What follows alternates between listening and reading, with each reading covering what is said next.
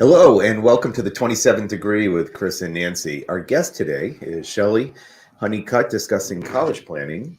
Before we begin our conversation, I'd like to thank our sponsor, Bay Coast Bank. Bay Coast Bank is just right for all of your financial needs. Visit baycoast.bank or call 508-678-7641 to learn more. As always, you can support the 27th Degree with Chris and Nancy by signing up as a patron. Go to patron.podbean.com/the27th degree, or you can click on the link on our Facebook page. $5 per month gets you a shout out, bonus content, access to Basement Bites, which are my music videos, and a behind the scenes look at taping before and after the show. You can find the 27th Degree across social media, including Facebook, Instagram, and your favorite podcast platform. You can also subscribe to the 27th Degree Consulting channel on YouTube. I'd like to give a big thanks to Ron Gamache for our intro music and EBM Studios for producing our show. So Shelley, tell us a little bit about yourself, your company, and what made you decide to go into this field. Well, first of all, thank you for having me on the show. I'm honored to be here. College is a topic for me that I can talk about all day. And my career started in admissions. So I started working with Clark University, Boston University, and then I started to realize how much families struggle with the topic. At a certain point within my career, I decided to sit on all sides of the college topic. And I went on to work for a federal and private lender, and then a federal guarantor. And finally, before opening my private practice, I worked with AAA of the Northeast, helping them to expand their educational series and their student lending department, which I still have a very close relationship with them. And then in 2010, I launched my private practice, helping families navigate college admissions, financial aid, as well as funding, because families need to know all of it. And we call it a 360 view.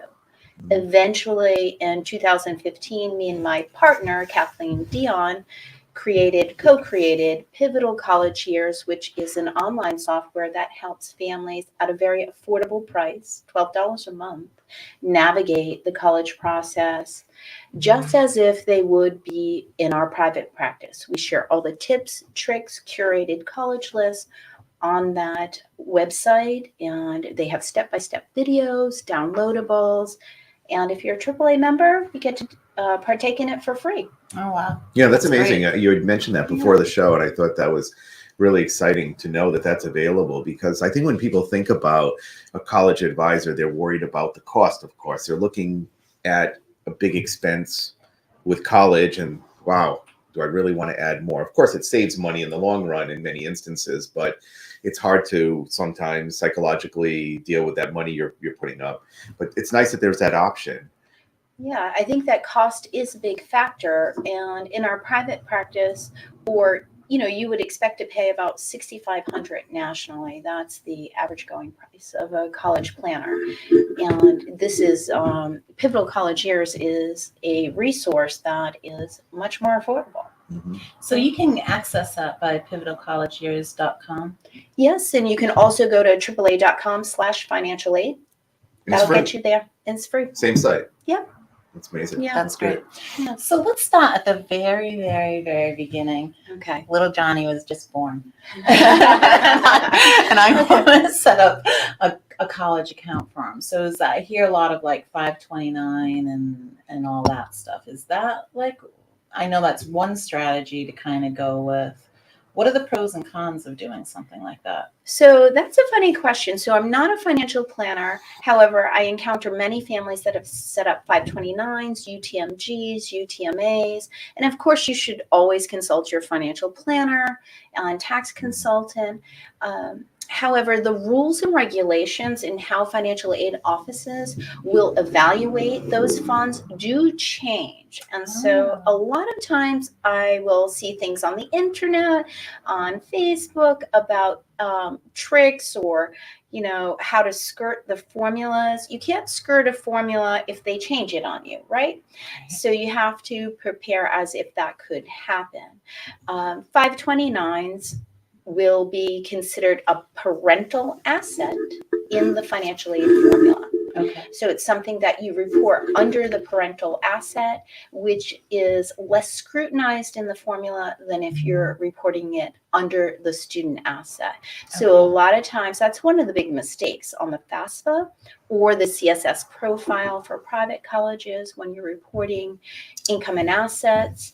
Parents many times do file it, report it under the student, and it's 31% liquidable versus about 6% liquidable. That's a big difference. Huge difference. Right? So then Johnny's growing up and now he's kind of going into high school. Right. When do you what is that conversation like? Yeah, when do you with start all parents? this process? It depends on the student and how much guidance they want or require. With students that are higher on the intellectual scale, many times we start a little earlier, 9th or 10th grade, just looking at what they're taking for coursework. So there's required coursework and recommended coursework. Okay. So where do you want to be on that scale? And it can make a big difference in the merit aid you obtain, regardless of income, and the acceptances you get. And then also, what are you doing with your spare time? What are you doing with your summers? Are you using them creatively to help you stand out in the application process? Because it's more than just about the grades. There's a lot more to it. And I think that's sometimes what people fail to recognize, right? Absolutely. It's about intellectual curiosity. So colleges... That's a great That's a great term. Yeah, colleges are looking for that, especially higher end colleges, Ivy Leagues, which are just getting harder and harder to get into, and you have to show them some of your grit of what you love, where your passions are, and what you've been doing with your time. Why are they harder to get into? Because most people want to be there. The whole world wants to be at MIT, Harvard, all of that, right? So they have... Supply and demand, Nancy. Yeah. Okay. And there's only so many spots, right? So they have to have spots for athletes, politicians' kids. Yeah. People who've been there before. Yes, their all the families. legacy. Yeah, legacy. And then there's some small amount of spots for other students, right? And so how do you get them to look at you and entertain the idea of accepting you onto their campus and thinking that you would be a good addition to campus to round out their campus, right? So when admissions looks at your application, they take 7 minutes. That's 7 minutes. Yeah. And how long is that application? It can be 17 pages, but they're going to take 7 minutes typically to graze it, look at it, and decide if they'll continue to read recommendations, essays, supplemental essays, things of that. So when they're screening it, I mean, you were in this, you did this when you worked for the colleges. I mean, what are they looking at on that application in 7 minutes? Because then people can know what to hone their efforts. True. Indicators. So we have indicators behind the scenes, right? So recently under COVID, there was a lot of talk about not using SAT scores or ACT scores. Well, we've always known how to do that. Behind the scenes, we could scan an application and look for indicators. Indicators do change. So you have to keep your, finger on the pulse. And so there's certain things that I would go through. I would look at test scores. I would look at grades. I would look at the types of courses you took, when you took them. I would go, if I'm looking at pre-med, I would go right for AP Chem. When you took it, what you got on the test. So am I correct in understanding that, I mean, you have to still obviously do well with your grades and all of that and the academic portion of it. But once you get screened through that process, you pass that test, then, the rest of when the application is viewed or the candidate is viewed, that's when a lot of the other stuff probably pops up. Right. right? Right. So you start looking at activities, the top 10 activities. What have they been doing with their time? How creative have they been? Have they been intellectually curious about the Okay. major that they're saying that they want to pursue? So they got the Oh, first so they hurdle, like they have to it. do well with their grades, and the second hurdle is all this other stuff. Mhm. That's interesting to know. So unfortunately, you just can't do a lot of interesting things and have terrible grades and probably get in. Right. It's the well-roundedness you're looking for, right? Absolutely. They're rounding out their campus. They can't just take in all pre-med students or all engineering or computer science. Those are some of your most popular majors, right? Mm. They have to take in a variety of majors and students with interests, and they want to round out it's artificial, but they want to round out their campus so that everyone has a great experience.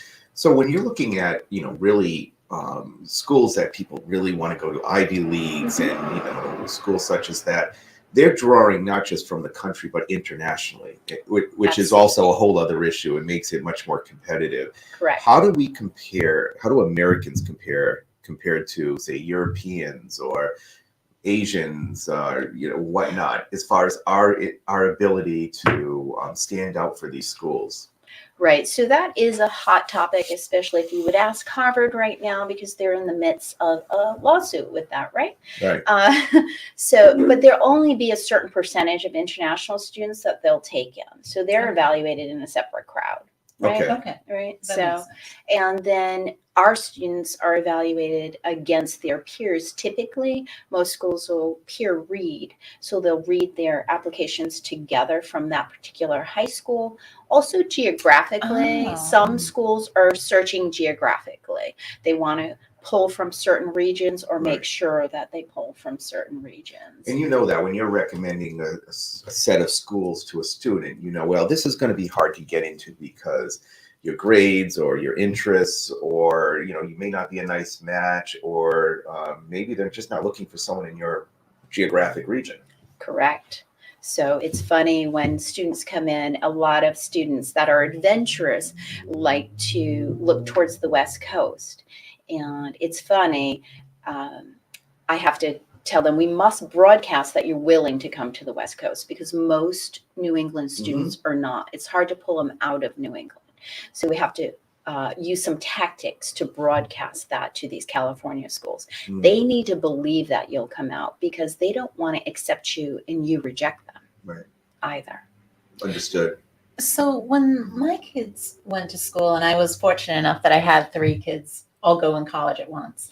Wow. I had twins and then Eric 2 years later. Yeah, you look like a glutton for punishment. Yeah. So I just had it in my head that I can't afford an Ivy League school. I'm not even going to look at them. I'm just going to concentrate on the state schools because of the money. Right. And then I got nervous because I heard there are these articles coming out at the time that, oh my God, state schools are so hard to get into now. So can you talk a little bit about the finances, like state school versus maybe a scholarship that you would get from a more expensive school that would even Sure. out the cost, or the competitiveness now within state schools? Well, I think that in my private practice, we work with many upper to middle income families, and that is their main concern. They don't understand that they could achieve what's called merit aid and not need-based aid. And then there's something in between at private colleges called partial need-based aid. But they do put the rules right on their website, right? So for Ivy Leagues, they are need-based.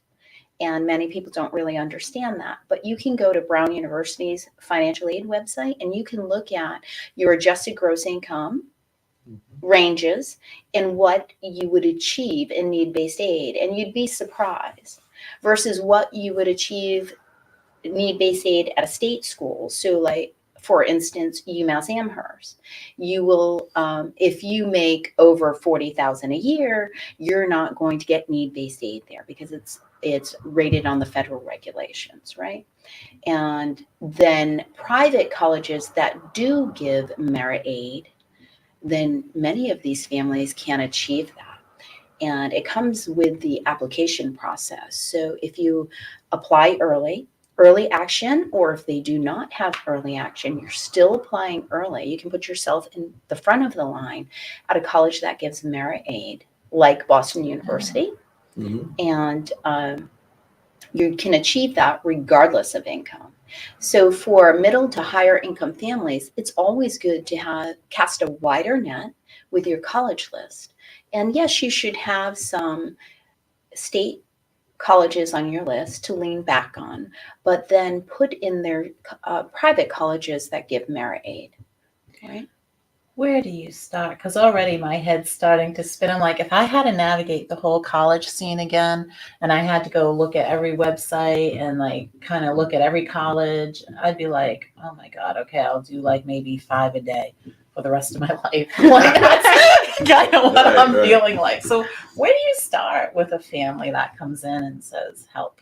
Yeah, what's the process? That's funny because it has to go along with personality, right? We have to do a social fit, and parents are surprised that comes first, and academic fit as well as a financial fit, right? So you have to get to know the student, and many times it's starting with a resume, and it sounds like that's busy work, but it's not. I get to know the student through their resume. We're actually building their application before they know it, and we're going to use that 5 times in the process by the time we finish. Oh, wow. Right? So with my students, I always ask them to let me know if they think this is busy work, because the resume feels like that until they realize they need it when they don't have the time to develop it, right? And that's how we start. And then we also start with planning testing strategy. Although colleges are more lenient, West Coast state schools are no longer even accepting them. You cannot even send them test scores. Oh, wow. I didn't know that. Did you? Mm-hmm. I didn't know that actually, but we didn't apply to any West Coast. West Coast schools. So. So testing is something that we have to get out of the way early because it's stressful for the student. Many times if they're not good at standardized testing or they get very nervous, it's something that makes them too anxious in the process. So you have to know when enough is enough and you move on. And we do something called a fair test strategy, meaning we're going to suppress test scores at certain colleges. Really interesting. Yeah. So now, when someone's just going into high school, if let's do a specific scenario, they're looking to become a teacher at Bridgewater State. That's where they want to go. That's what they know they want to do. Mm-hmm. They're a freshman. Like, what's their strategy? So if they want to teach and they live in Massachusetts, most of the time I would say stay within Massachusetts. Bridgewater is a great school for teaching. They're really one of the model systems across the nation, how they approach it. The students typically double major. They have a very robust program over there. So I would say that Bridgewater College would be a great place for a student that wants to go on to teach. And it would be affordable as well. As you know, teacher salaries probably are not what they should be. And you can't really go into deep college debt and carry that, because it'll go from 10 years to 30 years easy. Right. Yeah. Right. I mean, that's a situation where someone knows what they want to do, but how often is it that someone goes into high school and they just know right from the get-go what they want to do? It's probably, you have a lot of clients who probably have no idea, right? Can I tell you how I filled out my college application? Okay. And don't faint. I don't want to be an engineer, don't want to be this, don't want to be that. Nursing was the one that was left. So that's what I decided to be, and it worked out. I love it. Yeah. Right. But it was just like that. I had no clue. You're 17, you're picking a career. It's like, it was the last one left on the list. Yeah, I mean, I would think there's probably some of your clients who know, and probably a large percentage who have no idea, right? They don't. They come in, or they think they know, and usually it's about skin deep, where it's mom did it, dad did it, auntie did it, or I love this teacher, and so I think I want to teach this particular subject. And we do career exploration with So students. that's what I was wondering. So Yeah. so that's part of what you do. You explore Absolutely. and help them to determine what they may want to do in the future. It's very interesting when they start looking at what their interests are, what they're good at, and making sure that 80% of what you're good at is sitting in that career field, Mm. such as biology, right? There's 50 different career paths. But what do I like to do? What am I good at? And does that align with this profession? Also, how much education do I need to have in order to pursue this education? Right? And then what does it look like in curriculum? Because students are very surprised. I do have a lot of students that come in and say, I want to be pre-med or I want to be a physical therapist. Mm. Great. Do you know you're going to get a body in grad school? If you pursue PT? Oh, no, I didn't know that. Okay, let's start there. Let's look at the curriculum. Do you know that you're going to be taking Chem 1 and 2, the lab, Organic Chem 1 and 2, the lab, Calculus 1 and 2? If you're engineering, you'll be taking Calculus 1, 2, and 3. How does that sit with you? So when they look at curriculum, they get really excited, or they go, oh, I didn't realize that, and that's not my suit. That's not what I do well. Thank God they're finding that out at this stage and not like having to change majors halfway through. Parents really are surprised that I introduce curriculum, college curriculum, to the students, but happily. They're like, I never thought about looking at that. Oh, yeah. And you have to look at the future. That's only a couple of years away. So do you like it? Right. So when do parents start this whole process? Is it when they get to high school, or should they be thinking about this before? Or what do you think? I think that parents automatically start thinking about it as we turn to 8th grade. I think high school's coming. What should we be thinking about? What should we be doing? And we have a great checklist on the Pivotal College Years portal that you get when you log in. It's right at the top for 8th through 10th. And then 11th and 12th, it's interactive because I love things when you check it off, it gets crossed out. But you should. So there's different things every year they have to think they about. should be thinking about, and how am I exploring these interests with my student? What are they doing as far as summer camps? Can I introduce them to a professional that I know that they're saying they want to go into this field? We even have students shadow. We have students before COVID. We have a couple of doctors that will take kids in and allow them to watch surgery. And it's amazing how they come out of those experiences all with a different idea and a different occupational direction. And they come out and say, oh, I'd like to be an anesthesiologist. Oh, I want to be an ER nurse. There's so many different ways that they come away from the same experience. That's interesting. Yeah. So then when someone's going into high school, and when we're looking at your previous statement of like really being kind of well-rounded, and I kind of want to touch back on the indicators that you said, like the 6 or 7 indicators. But now a student who's not going to be valedictorian, they're just your average Joe student, solid B student, maybe not in all the top level classes, Right. Just like your average good solid student.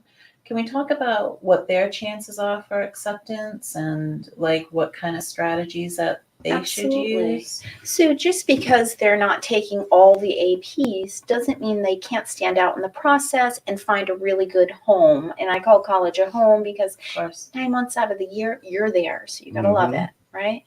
But they can increase their rigor. Maybe they're taking regular college prep courses so they could move on to a few honors courses. They could spend their time in the summer doing something that they can talk about on their application, right? So for instance, I've had students work at URI with a professor, and just from emailing, adults love to help students, and I tell them Yeah. this all the time, you'd be amazed at what adults will say yes to for you. So we just have to reach out to them. So in one particular incident, I had a student who was very interested in nuclear engineering. She reached out to a professor at URI. She got to go into their labs, do experiments. When she applied for nuclear engineering, she talked about it in supplemental essays. It helped her stand out, and it helped her get a spot at UMichigan. That's Right? great. That's great. So that was, and it was fun for her, and it also served as a senior project as well. So it was multi-purpose. I'm going to talk about my son, Eric, for a minute. Eric, I hope you're not listening. But, you know, we just figured he would always go to college. It wasn't anything that was ever a question mark till he got to high school. And then it's like, just please graduate, Eric. Just please graduate high school. And I think, Poor you know, Eric. after his third suspension, you know, where he was just kind of laying at home, I'm like, you know, no way. If this isn't what you're looking at and you're interested in trade schools, then Right. we're going to take these days you have off and we're going to go down to look at New England Tech and kind of figure out what you can do, because you have to figure out how you're going to be productive in this life. Right. So where do trade schools fit into all this? I think that many times trade schools are overlooked. There's quite a need out there. Absolutely. But many times community colleges are doing a fantastic job with marrying some of the trades to an associate's degree, right? So as well as New England Tech, there's great technical schools out there that are also covered by federal aid. As well. So a lot of people overlook that, even if you're going to be a cosmetology student, or if you're going to learn how to weld or be an electrician. Many times that's covered by federal aid, and there are millions of jobs out there. Oh my God, Someone yes. needs to do those jobs, and if you're more hands-on, then why not look into it at least? Yeah, I think it's really fascinating just from a societal standpoint, right? We've kind of been told that, you know, at least most of us have been told you have to go to college to be successful. But the reality is that there's lots of really successful people out there who love their jobs and do very well, Yes. who went to trade school. And we have an incredible need in this country. And sometimes it's just not looked at as an option. But we need electricians, we need, you know, plumbers, we need all of these trades to be filled in. As a country, we're really, I think, suffering because we don't have enough of that. I agree with that, and I think that we have to kind of lift that stigma, Right. and say, yes, that's an admirable direction to go in. It's going to be lucrative. Look at the average salary that you're making. That's easy to show a student. Yeah, and I know, like, you know, it was what I picked up on too, like when Eric's friends were going to Boston College or like these big name colleges, or just like everyone was going somewhere. Right. So then he felt good because he was going to New England Tech to be a plumber. Right. And so it, you know, it like he felt, I think, secure in that. And it's not, he wasn't going to be sitting in a classroom. He was going to be doing stuff that he liked. Well, I mean, every kid's going to learn differently and have different interests. Yeah. Right? Yeah. And like, I would not be able to be in that environment and probably succeed, because that's not the way my brain is wired. But Eric's wired differently. He did well, and you know what he did. So, and then, like you said too, like you do get the associate. So if you wanted to build on that, like you could. There are 90 majors at Bristol Community College. Can you imagine that? Yeah. It's amazing. And they do teach a variety of trades in conjunction with associate's degrees. BCC's come a long way. I mean, it's a great school, and I'm involved with the medical assisting program over there, which has been really great too for the medical community in Fall River. They turn out great medical assistants. Right. Dental assistants. So there's quite an array of occupational training over there that they have. And I think community colleges are completely underrated. So when we come back from hold on there. When we come back from our break, I'd like to dive into Chris's question that he was going to ask and include a little bit more of the BCC alternative and building it up that way. Okay, that sounds good. All righty. Take a short break. PrimaCare is Southeastern New England's trusted leader in medical care. With offices in Fall River and surrounding communities, we're dedicated to your well-being. Our carefully selected team of more than 150 providers offers world-class primary and specialty medical care. PrimaCare doctors are supported by a skilled staff trained to deliver comprehensive radiology, imaging, and testing services. PrimaCare is large enough to take care of all your medical needs, but small enough to care for you personally. PrimaCare is by your side. Welcome back to the 27th Degree with Chris and Nancy, and we're here with Shelley Honeycutt. We're talking about college and the college admission process. And so I had a question I was going to ask just before the break. Okay. Do you ever get a student that, as you're going through the process with them and you're figuring out what their interests are, you realize, college really isn't the right thing for you. You should go to a trade school or do something completely different than what you're here for. I do encounter that, and I like to put up the many different options for them. I wouldn't pigeonhole them one way or the other, but I would introduce something different to them or something more hands-on if I'm feeling that with the student. And once again, going back to showing them curriculum or what they might be doing at a trade school, you can see their eyes light up. And they know it and they feel it, and the parents as well. So parents intuitively know their students, and sometimes we have to give them other options so that they feel less stressed going into the process, because students sometimes don't want to say that. And when I let them know, look, we can broaden this college list, and you have options next year when you have to choose, because the process is so long. Students, it's really peculiar. Many students will change their mind by the time they commit to a major. So when a student comes in and says, and this is the one I'll pick on, is pre-med, I'm like, well, let's just cast a bigger net. Let's physician assistant, RN, a biology program that could give you a biology overview. Let's cast a bigger net so that you have more choices next year. Shelley, are there any hot majors right now that you're kind of more guaranteed to get a spot in, that the college is really looking to fill these spaces? That's a good question. So there are hot majors where most students are applying. So this year was a very competitive year, especially for female candidates in certain majors, right? So the more popular majors, you're going to have a more competitive, harder time to get in there. What are the more popular majors? Every school that can change, but for the most part, it is biology, which is pre-med. It would be psychology, and then computer science and engineering. But if you look at niche.com or collegedata.com, you can tell at every campus, it'll tell you which are the most popular majors, right? So you might want to go in a different pathway. So at UConn, they have pathobiology. That's also a way in with less competition. And for Massachusetts students, they get the tuition break, a $13,000 tuition break. So all these little things that would be so impactful for me, especially if you have multiple kids going to college at the same time. So I'm going to bring in my niece to this conversation. Okay. She's kind of very interested in law. So she's like, oh, I have to go to an Ivy League school. And I'm like, well, maybe not for undergraduate. Maybe there's ways you can do this so it's not crazy expensive.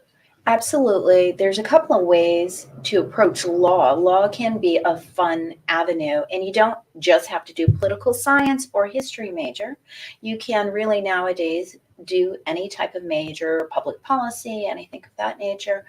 And there are direct entry courses or programs, which I love this option for students. So you can apply in as a senior in high school, get accepted, and have a guaranteed spot in their law school if you maintain a 3.0 or higher by the end of your sophomore year. Okay. So it gives you a safety option. Yeah. There's pre-med programs like that, pre-dental programs. Brown has a program like that. Right. Yes. And so that's a nice option. But if you're going into law, you should love to read. Yes. Okay. I love to research. And so many times students don't realize how much reading comes along with that occupation. Yeah. So So now, what is the agreement with BCC and like the state schools? So if you go to BCC, Mass transfer. yes, Yeah. can you talk a little bit about that? So it has changed a little bit. So I'm not up on all the details, but this is the basic way that it works. You go to BCC, get your associate's degree, which is great because you preserve those 60 credits. Yeah. Right. So if you don't go right on to your bachelor's, you still have that preserved. Right. And then you'll move on to UMass Dartmouth or one of the state schools, and they give you a discount on the tuition if you have a GPA of a 3.0 or higher, I believe, with them. And is it an automatic acceptance? Yes. Yep. That's nice. Yeah. That's great. So those very are nice. great programs, right? And quite a saver. Yeah, it's very cost. Yeah. So you do 2 years at BCC, Sensitive. and then you would go on if you wanted to right away or at a later Right. time, and do 2 more years over at, say, UMass, and you'd have your bachelor's degree. Correct. And I Interesting. wouldn't suggest a gap because when we have a gap, statistically, many of us don't return. Right. Right. But if you have to, you can. Right. Yeah. So now suppose a parent who just put off saving for college and I have zero saved.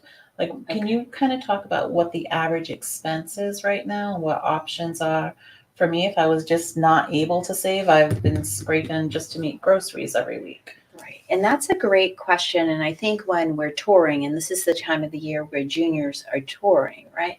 So we have to explain what that is. So if you tour at, I'll pick on Boston College today, right? Mhm. If you tour at Boston College today, they will tour you and say, oh, the average debt that the student graduates here with is about $31,000. That sounds like a deal, right? But it's not really accurate No. because the parents are paying a lot of the Yes. debt. So what is counted in that? You should know that colleges, when they quote average debt, they're only counting the direct federal Stafford loan, and they used to count the direct Perkins loan, which is no longer a loan anymore. So that's not counting like those personal loans Right. from like Discover or something like that. It doesn't count private student loans, and it doesn't count the federal Parent Plus loan, or if you tapped into a 401k or an equity, Right. it's not including that. So when you see average cost, and then when you actually see the bill, there's a big difference. That's a little Yeah, I hear that deceiving. all the time from schools, or we did hear that. You know, it always scratched my head. I said, this doesn't make sense. There's Right. no way. Right. And Yeah. so that's part of transparency. Mm. And even if you look at on the college score report through the White House, you can go look that up for each college. It still gives you that number, the lower number. So it doesn't help consumers, right? Right. So if you're looking at University of Massachusetts at Amherst and you're in state, you're going to spend about $30,000, right? Unless you meet need-based federal year? guidelines. Yeah, Yeah. for room and board and tuition. So that's the whole shebang, like to go Right. there. Right. So And- $30,000 a year. And then if you're looking at private colleges, many of our in our private practice, many of our clients will pay between $25,000 to $28,000 at a private college based on merit aid, and sometimes they will achieve something called partial need-based aid. And so it might appear on the award letter as a grant or something of that nature, but they do have higher incomes, and they achieve that where they wouldn't achieve need-based aid at a private, at a public university like UMass Amherst.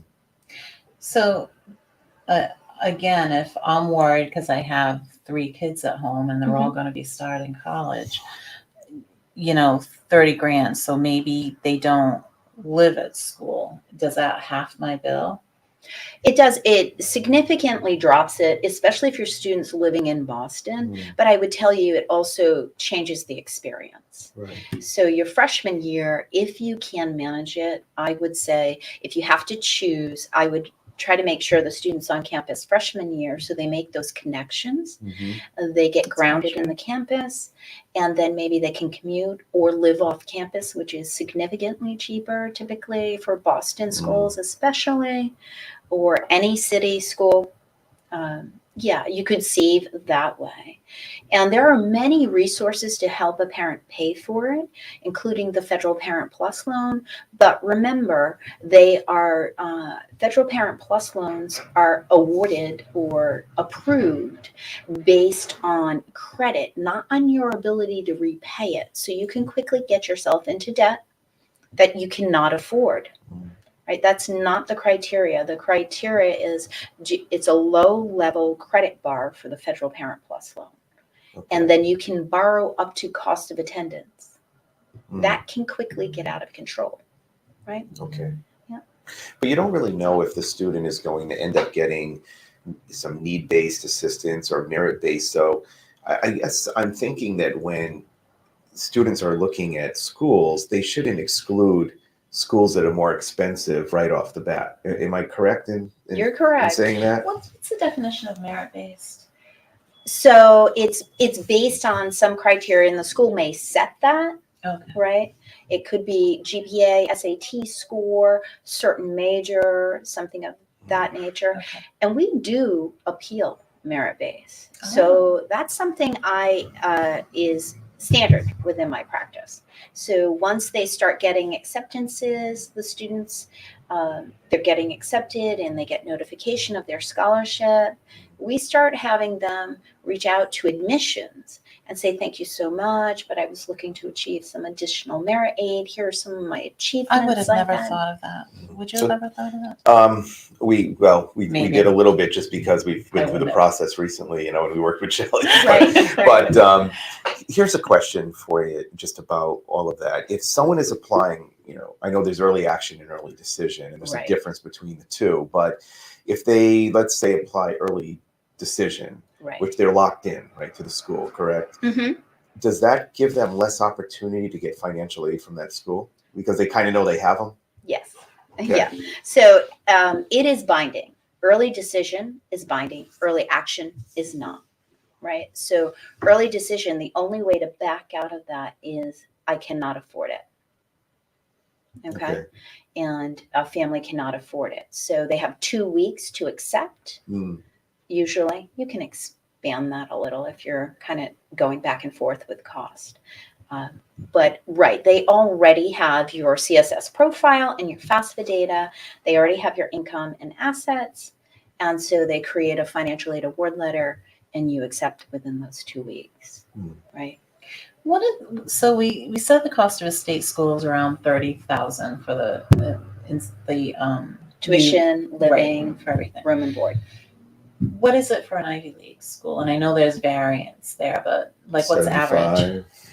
Yes, Boston College just announced before their acceptances just over 80,000. Yeah. Wow. Yeah. All right. So automatically in my mind, I'm like, well, none of my kids are going to Boston College. But you don't know what kind of aid you're going to get. That's I think the whole point. Right. And Right. that's a great question. So then, okay, little Susie, who's a B student, but dad maybe went to Boston College, but he's making $50,000 a year. Now my little girl wants to go to Boston College, and I'm thinking there is no way that we can afford this. There is a way. And so I have a particular student who I worked with last year. Fantastic story. I enjoyed working with her so much. And she wanted to go pre-med. She comes from a single parent household, but her grandmother paid for her to come work with us. And we were able to get her early decision with Boston College. And she achieved merit aid as well as need-based aid and federal need-based aid. And that came together to only allow her to pay $5,000 a year. Wow. Oh my God. So you really can't assume you can't afford a school. I can't assume Based that I on the can name. afford Shelley because she seems to know all these ins and outs that are crucial. And how How would I exciting. know that? I would have Right. just said, hey man, you're not going. Yeah. Right. And Well, she I came went to state back school. to visit me after half of a semester in school, and we redid her financial aid for the coming year. and she also got offered a spot in the first generation program, which is really helping her create some stability on campus and feel included. And they have a great pre-med advising program. So she is on her way. Great experience. That's great. Yeah. Oh my God. So you had talked before that really intrigued me about indicators. You look for 6 or 7 indicators. So can you give us a little insight into that? Like, what should my child be doing when they're in high school? So it's indicators. Number one thing, let me just tell you, for any family out there and selecting courses right now, if you can just get your student to go from Algebra 1 to pre-calc, you will double their merit aid right there, number one. Okay. And a lot of times students will pivot and say, oh, I want to go statistics. Well, I love statistics, math classes, or AP statistics. You need to do that in conjunction. You need to at least get to pre-calculus. That's number one tip I would tell you. When I'm looking at indicators, especially if I'm looking at pre-med engineering, certain types of students that will be very rigorous, I go right through the transcript and I want to see when they took chemistry, what they got, if they took AP chemistry, what they got on the test, if they're showing it to me. If they're not showing it to me, it also tells me something as well. We used to have subject tests, then COVID did away with that. So subject tests, I would lean on Math 1 and Math 2. So Math 2, if you had a 700 or above, that's an indicator for most Ivy Leagues. MIT, that's their indicator. So if you got a 700 or above, we're going to continue with your application, right?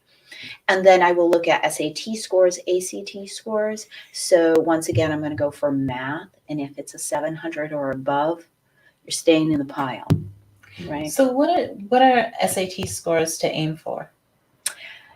It depends the school you're applying to. And when you look at MIT's average SAT score, you'll probably faint and fall off the chair, right? What's the state schools? Yeah, right. Well, UMass Amherst is pretty high for certain departments, and they're not always a thing anymore. You can suppress them and not show them, but you want to be in the 50 percentile range. And you can look that up really easy right on niche.com or collegedata.com.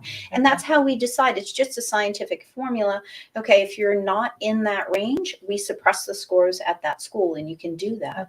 And then if you're in that range for that college, we're going to show them on the application. So we'll push applications out of the Common App with the schools that we're going to show the SAT score to. Then we come back in and we pull them off, and then we push the other. The schools don't get suspicious when they're suppressed that, maybe the student's not as strong as we need them to be. So they don't. It's common. Test anxiety is common. It plagues female candidates more than male candidates, right? Yeah. So it's a thing, test anxiety. And then really, I can tell more about your future behavior from your past behavior. So I'm leaning on that transcript hard. And seeing what you've done the last 2 years as well. So even if you had some hiccups in freshman or sophomore year here or there, or under COVID, which we would expect because you're learning online most of the time, then I'll look at what the trend is doing now in your junior and senior year. And I might wait. I might say, okay, you're not going to get in for early action. I want to see your mid-year report. Oh. That's okay. That's a win. When you get pushed from early action to regular action, don't take it as a lose. And many students get upset and they cry. I'm like, you made it. So let's prove to them that you That's got a good way it. of looking at it. So now when they're looking at your transcript, suppose I'm an A student, but I didn't do anything else. I just cracked open the book. Yeah, that's a problem. Yeah, that's a problem. Under COVID, we've seen a lot more of that because the students have been stunted with volunteer work and things of that nature. But you still need to think outside of the box. With students, we were doing virtual touring, virtual volunteering, virtual touring as well. Schools do track that, other indicators, right? So they track your traffic on the site. If you've done a tour, if you've set up you've come for a tour, what you're looking at, interactions with admissions. So then like in my mind, I'm thinking, okay, child of mine, you know, you're gonna go out first. All of a sudden, I thought about that Guns N' Roses song, "Sweet Child of Mine." That's it just popped into my head when you said that. So I'm saying, you know, go out for softball, get good grades, join the newspaper, and do some kind of community volunteer. Does that set them up kind of as like well-rounded? It does, but and when I say well-rounded, I want you to focus on things that you love and you have a passion So for. they have to be interested in it, Yeah. or they're not going to succeed anyway in whatever they're doing. And I've had students say, you know, follow soccer since they were 4 years old, and then they get into 11th grade and this is not where my passion is. It's okay to pivot. Let's find something really interesting to work into your activities and a place where you feel like your time is being well spent and you can get excited about talking about it. Okay. So we're really looking for things that they can incorporate into their lifestyle and kind of show who they are. Right. More than just like tick, tick, tick. Absolutely. So I'd rather see depth in music or depth in science somehow versus everything. Yeah. Okay. Yeah, that makes sense, I guess. It makes sense now, but like when I was thinking about this before, I'm like, it made sense in my mind till you said it didn't. You must do a lot of what you do must be psychology. I'm thinking It has to about be, like, these a lot of kids, you know, redirection, they're too. overwhelmed. The parents are overwhelmed and they don't know what to do. And it must be a lot of, you must be like a psychologist sometimes, right? It's a little bit therapy and a little bit of coaching. Yeah, And coaching. That's maybe a better term. Yeah. And I think under COVID, they've experienced a lot of things, but when they sit with me and they hear, you're not alone. Right. A lot of kids are feeling this. This happened. Chemistry C- happened to a lot of students under COVID. Yes. Let's talk about what we can do about it and what we can't move. What's done is done. Let's move on. Testing isn't your thing. Let's try it out. But then there'll be a point where we say, okay, we're not going to put our energy into over prepping for testing. We're going to put our energy into this. Right. So that they know there's an end in sight as well. So then let's talk about the college essay. Oh, yeah. I love it. This is my favorite piece. Is it? It's creative. They get to be creative and they get to show off their talents and who they are. Can you tell, like, when you were sitting on those Committees, committees for admission committees. Thank you. I totally drew a blank. Can you tell if the parent wrote the essay? Absolutely. We have antennas. You can, language is generational, number one. Students will say certain things that parents will not. Yep. They'll use certain phrases. It just jumps out at you. People Really? think that it doesn't. And many times I'll have students come in, what I call 911 cases, and the parents come in and they go, he has his or she has his essay. Okay, let me read it. And I read it and I say, this sounds very adult-like. Right?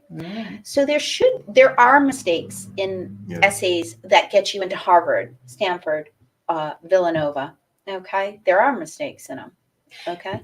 Today, interesting. Yeah. When Chrissy wrote her college essay, she wrote it on the incredible responsibility that she took on becoming a cashier.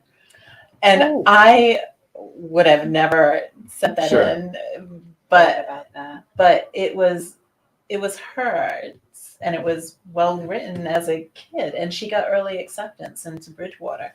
But I think a lot of it was because they know for damn sure it wasn't me who wrote it. Well, Shelley has seen my kids' college essays. I've never seen them because they wouldn't allow me to see them, but I think they were good. From what I hear, they got into good schools. So excellent and interesting, and that's the point. English teachers are great at reviewing them and giving you feedback, but creativity is the number one thing. You should make us like you. Tell us something we can't tell from your application and have fun with it. You can share ungraceful things as long as you've corrected them. Sure. Right? And yes, your daughters, their essays were amazing. And we do not share the essays with parents. We tell the students that that's their responsibility. Yeah, they wouldn't let me see it. But that's But then okay. it's nice to have someone like Shelley in the Yeah, background who right, can still be right. that kind of safety Well, net. and the nice That's thing was exactly you were able to look at the essays, make some recommendations, and I think you had someone else, like an outside person, who looks at them also. I do. We have a blind reader. So, and I picked the blind reader for the particular student, and they read the essay and then they tell me what they know about the student. Mm. Okay. I want to know what a stranger would say. What because a I'm too great close strategy, Yeah. right? Because Yeah. you're like, oh yeah, oh yeah. And I'm too close to Yeah. it sometimes. Right. So I have to get that additional feedback. I mean, it's, I just kind of putting it all together because we're getting towards the end and having personal experience with, using your service. What I can say and what I'd like to share is that the college can be a really daunting process. It can be very, very difficult to navigate. Which was nice about this was that it allowed us to take a step back and reduce some of the stress, and not just our stress, but our children's stress too. Right. And they had different tasks that they had to complete. It kept it very organized. And by the end, they got to where they needed to be to accomplish the process. But when you look at it from the beginning, it's overwhelming. It is. And so that was one, I think, really useful part of the whole process. But then there's so much more. It was knowing where should we apply and knowing that, how do we do early decision or early action and all that stuff. It's hard to really sort out. But I think what's wonderful is if you can't afford that service, you have the other service, which is basically self-directed on the internet. Right. And then if you have AAA, that's free. Right. So it's a no-brainer. There's no real barrier to getting this information, which can be so useful, can really reduce the stress levels, and actually in the long run, save a lot of money for the student and the parent. Well, even Absolutely. save a lot of money as far as filling out the right applications for the right schools, because there's a cost associated with all Sure. the applications. It gets very expensive. So within the portal as well, I walk you through how you can get those application fees waived if you are eligible for it, how you get SAT test fees waived, send fees waived, all of that, That's right? great. And there's always downloadable workbooks in the portal. So this Nice. is the essay brainstorming workbook. We just did a new scholarship one, and I'll be uploading the financial aid and funding workbook in just 2 weeks, probably. So they can get that through your online service. Yeah. And then if they have AAA, is that accessible also? Yeah, it's free, It's and it's right at the top of the portal, the most pertinent one for that season that we're in. You can download, Mm-hmm. and there's lots of guides and charts and organization. And Right. how do they access that information again? You can go to pivotalcollegeyears.com, or you can go to AAA.com/financial aid. It's right there. Okay, great. Yeah. And if they want to access your private consultation service, how do they do that? So they would just go to collegeadvisorsne.com, and you can send an email, and we'll set up a free consultation and let you know if we think the services would be a good use for you. Okay, that's great. That's perfect. That's wonderful. Thank so you. Yeah. much. So we're getting towards the end, and you did share one story that was really inspirational, but is there anything else you'd like to share, or maybe just a message to leave our audience with that you'd like to complete the podcast with? I think that college can be accessible to everyone. And I think that whether you're doing the portal or working with someone like me, that you should allow your student to explore ideas and colleges, apply for them, but don't fall in love, right? Because the price tag can be big. So make Mhm. sure you caution the student before you go hunting, Right. right? And that if this is the number mom and dad or I can afford, we can afford, and if we can find a school that you fit in this number, that Mhm. it's doable, right? So don't over promise, and that I find a lot of families do that because they don't realize what the price tag could be, Okay, right? great. That's perfect. Thank you. Thank you. Thank you so much. Yeah, this was a wonderful conversation. Really appreciate you coming here and spending the time with us. And I think it was very educational, and I'm sure that our viewers enjoyed it. And I just want to thank once again our Bay Coast Bank which is our sponsor. So Bay Coast Right. Bank is right for all your financial needs. Visit baycoast.bank or call 508-678-7641 to learn more. Shelley, thank you so much. This was great. Thank you. It was a pleasure. I enjoyed it. You two are fun. Thanks. All right, everyone. You take care.